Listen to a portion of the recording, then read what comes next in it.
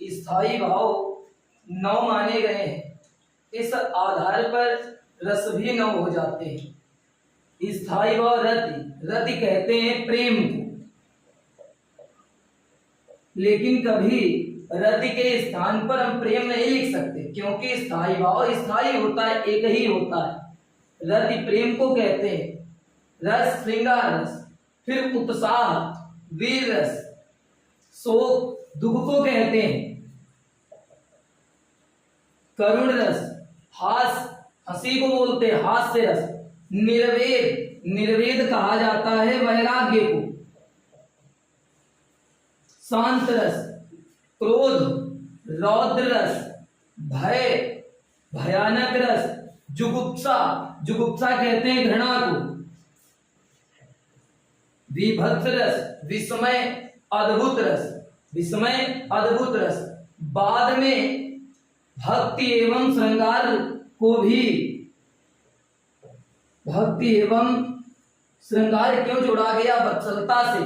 क्योंकि वात्सल्य रस देता है। भक्ति एवं वात्सल्य को रस की संज्ञा दे दी गई है। क्यों? इनको श्रृंगार के साथ में क्यों जोड़ दिया जाता है? क्योंकि इनका भी स्थायी भाव रति ही होता है। कैसे?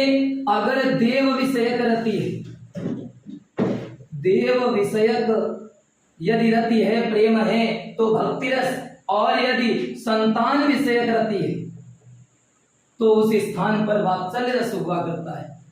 सबसे पहले एक उदाहरण के तौर पर श्रृंगार रस आया परीक्षा में लिखने के लिए, तो हमें लिखना कैसे है? केवल उसका स्थायी भाव आता हो।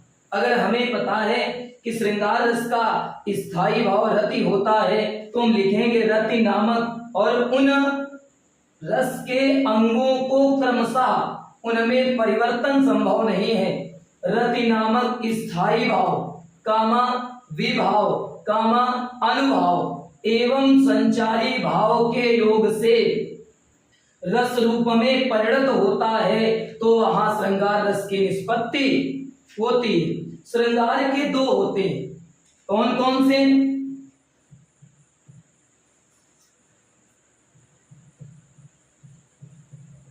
एक संयोग श्रृंगार और दूसरा वियोग।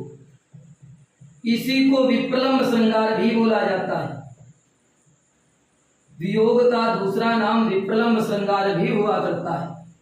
जब केवल श्रृंगार रस को कह दे, तो चाहे हम वियोग का उदाहरण लिख दें या संयोग का उदाहरण लिख दें।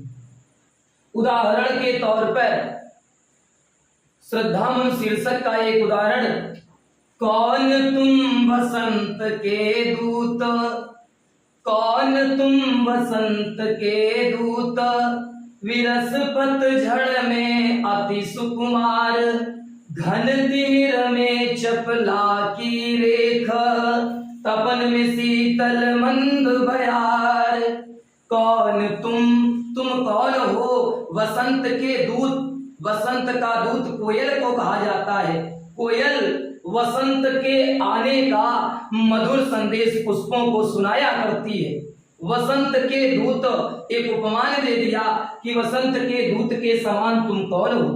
विरस पतझड़ में, मेरे इस नीरस पतझड़ वृक्षों में आता है, लेकिन यदि जीवन में पतझड़ है अर्थात जीवन नीरस है, नीरस जीवन में अत्यंत सुकुमारता का संचार करने वाले, घन घोर अंधकार में बिजली की रेखा के समान और तप्त गर्मी से व्यथित व्यक्ति के लिए शीतल मंद वायु का कार्य करने वाले तुम कौन?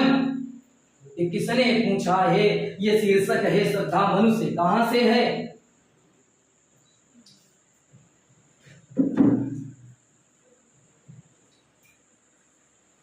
आगे इसका उदाहरण मिलता भी है कि लगा कहने आगंतुक व्यक्ति, मिटाता उत्कंठा सविशेष, दे रहा हो कोकिल सानंद, सुमन को ज्यों मधुमय संदेश।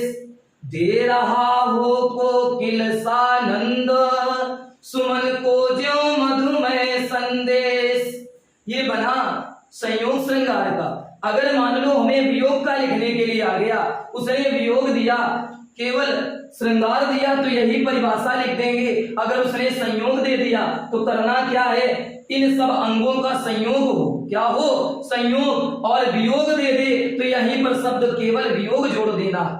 जहां नायक नायिका का वियोग है वहां पर वियोग श्रृंगार है, और जहां संयोग है वहां संयोग श्रृंगार है। अगर मान लो और दूसरे ढंग से हम परिभाषा लिखना चाहें, जहां नायक नायिका के प्रेम, मिलन, स्पर्श अथवा वार्तालाप आदि के कारण हृदय में रति नामक स्थायी भाव, विभाव, अनुभाव एवं संचारी भाव के संयोग से रस रूप में परिणत होता है तो वहां श्रृंगार रस की निष्पत्ति।